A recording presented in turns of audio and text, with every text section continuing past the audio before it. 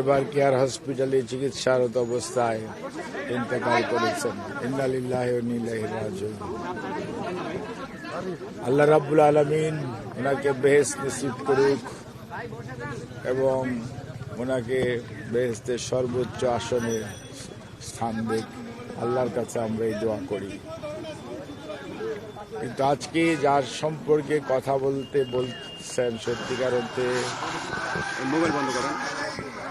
ওনার সাথে আমি প্রায়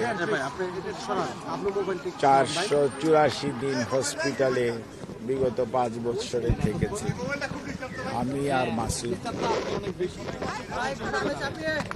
এবং উনি বাংলাদেশ জাতীয়তাবাদী দলের চেয়ারপারসন। উনি একজন সন্তানের মা, উনি একজন পরিবারের প্রধান, উনি দেশের সাবেক 3 বারের প্রধানমন্ত্রী।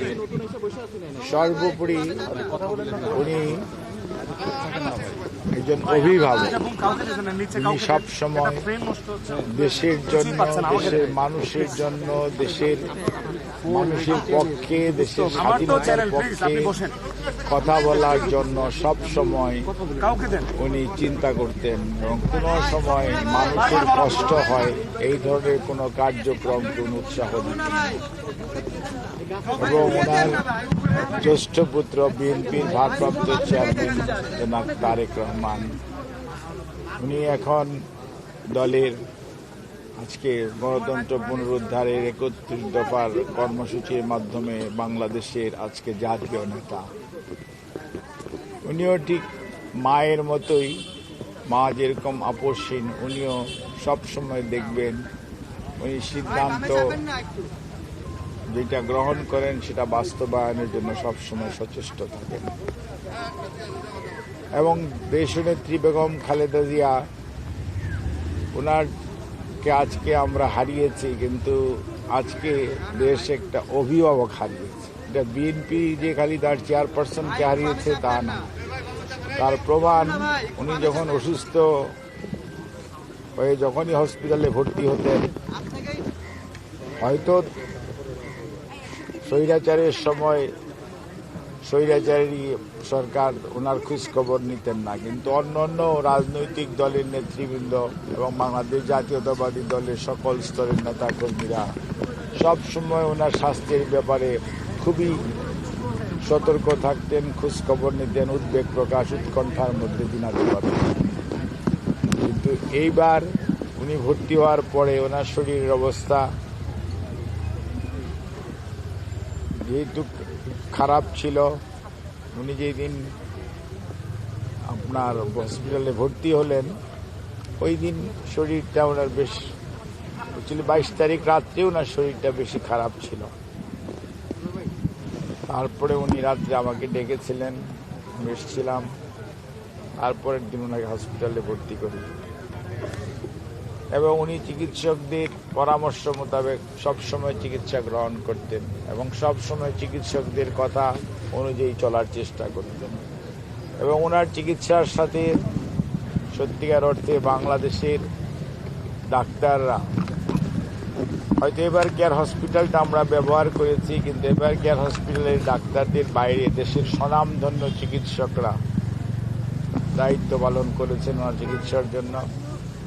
এবং নিউ ইয়র্ক এবং জন হপকিন্সের মানে মাউন্ট সিনাই এবং জন হপকিন্সের চিকিৎসকরা ওনার চিকিৎসার ব্যাপারে দায়িত্ব পালন করেছেন।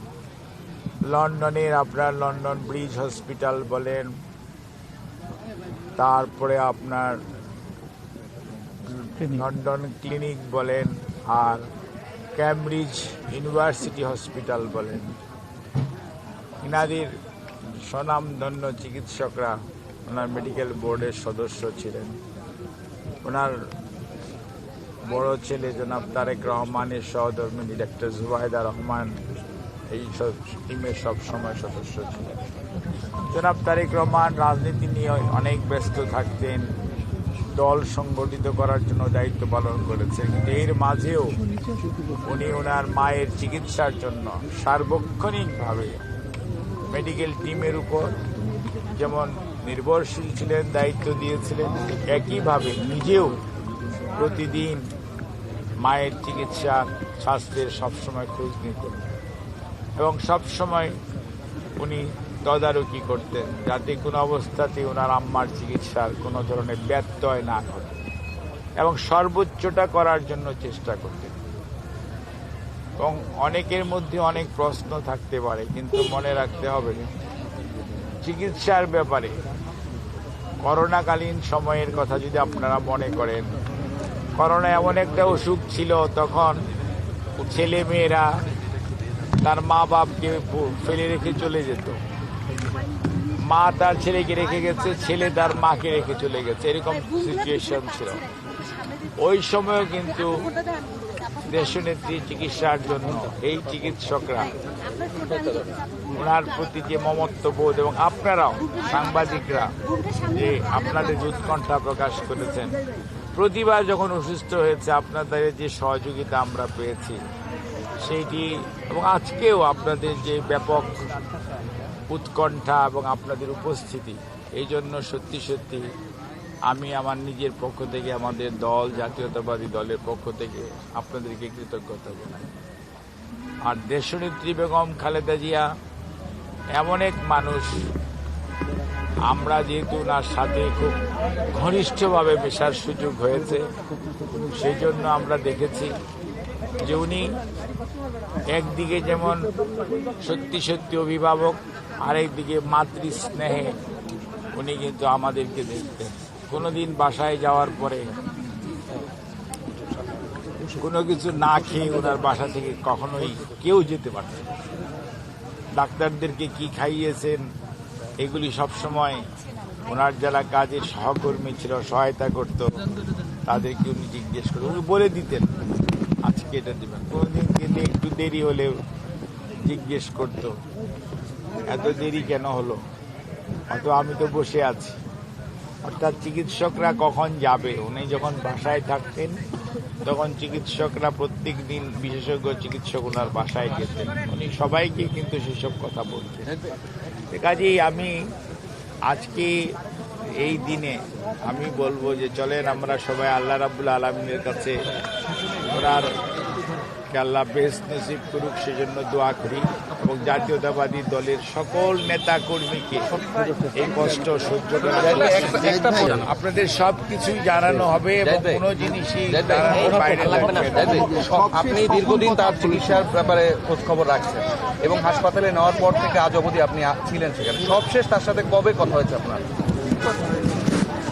আপনি যদি বলেন যে সবশেষ কবে, মনে করেন আপনার 1 ডিসেম্বরে ওনাকে প্রথম ডায়ালাইসিস স্টার্ট করা হয়েছে, তার পরবর্তীতে ওনাকে আপনার ইলেকট্রিক ভেন্টিলেশনে নেওয়া হয়েছে, তারপরেও ওনার সাথে আমাদের কথা হয়েছে, বা আমরা যখন ওনাকে ডেকেছি উনি আমাদের কথার জবাব দেওয়ার চেষ্টা করেছেন এবং রেসপন্স করার চেষ্টা করেছেন। কাজেই উনি রোগী হিসাবে আমরা ওনার সাথে, যেহেতু একজন মানুষ খুবই অসুস্থ, আমরা তো আর সবসময় ওনার সাথে কথা বলার চেষ্টা সবসময় করা ঠিক না, শারীরিক অবস্থার উপর নির্ভর করে। কোনো অবস্থাতেই আমরা ওনার রোগ বৃদ্ধি পাক এই ধরনের কোনো আচরণ কোনো চিকিৎসক করে না।